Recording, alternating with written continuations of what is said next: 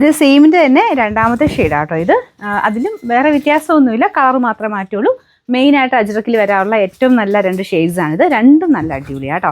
പിന്നെ വേറെ വ്യത്യാസമില്ല, പ്രിൻറ്റും ആ ഒരു വർക്കും ഒക്കെ സെയിം തന്നെയാണ്.